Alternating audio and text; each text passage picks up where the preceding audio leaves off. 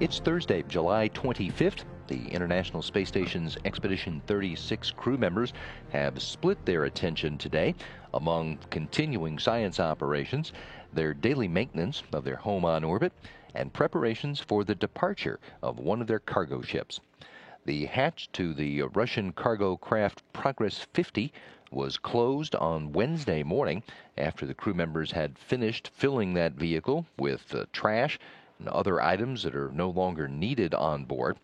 On Thursday morning, Station Commander Pavel Vinogradov and Flight Engineer Fyodor Yurchikhin had a conference with the team at the Mission Control Center outside Moscow to review procedures that they might have to follow in the event that there was an issue during the undocking and the crew members had to take over manual control of that progress in order to redock the vehicle to the station. But they will be standing by when 50P disengages from the Pirs docking compartment at 3:44 Houston time this afternoon. The Progress vehicle will then follow its programmed course to back away from the station and begin the final leg of its journey, which will end with a destructive entry into the atmosphere above the Pacific Ocean. That docking port at the aft end of the Pirs module will be taken by another Progress vehicle this coming Saturday night. And since the crew members will be working to support those docking activities over the weekend, Vinogradov, Yurchikhin, and Flight Engineer Alexander Mazurkin all had a half a day off duty on Thursday and are scheduled for a full day off duty on Friday. Flight Engineer Chris Cassidy started his Thursday with science operations. He worked to set up hardware in the Kibo laboratory module for upcoming runs with the Marangoni experiment. In that investigation, scientists are using the Marangoni convection to study the properties of heat transfer that take place in a microgravity environment. Flight Engineer Luca Parmitano spent his morning at the Combustion Integrated Rack. He was working to install new hardware components in an apparatus known as the Multi-User Droplet Combustion Apparatus, which you see in his hands. He's installing new components there for the next set of combustion experiment runs.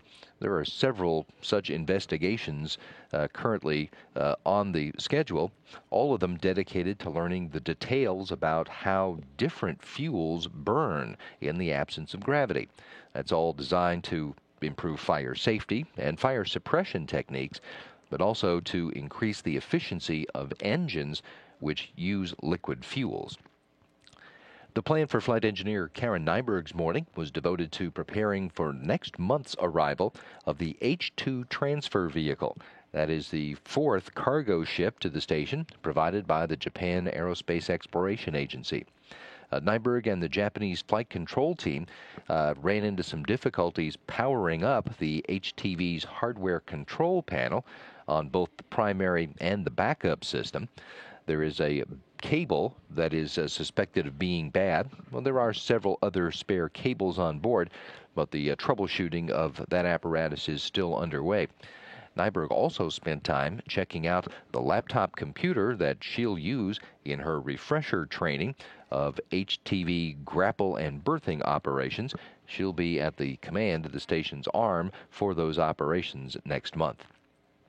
After their lunch, Nyberg and Cassidy took time to talk about the progress of their mission in interviews with the Washington Post and the Portland, Maine Press Herald, the newspaper in Cassidy's home state.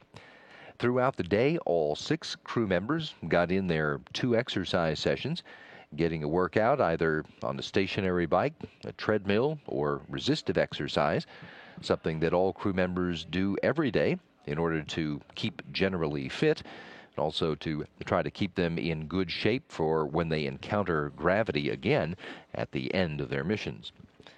On Friday, the Russian crew members will be off duty, but will take care of their weekly house cleaning that's usually scheduled for Saturday. Meanwhile, Chris Cassidy and Karen Nyberg are scheduled to conduct more troubleshooting on the spacesuit that leaked water into Luca Parmitano's helmet during a spacewalk last week as the crew members work in coordination with the ground teams in Houston to try to isolate the source of that leak, the cause of the problem. Parmitano on Friday will work on the surface telerobotics experiment. And from orbit, he will remotely drive a rover that's on a test ground at the Ames Research Center in California. All of the crew members looking forward to the arrival of a new load of supplies that is due to arrive at the station in a new Progress vehicle scheduled to dock to the Piers docking compartment on Saturday night, Houston time.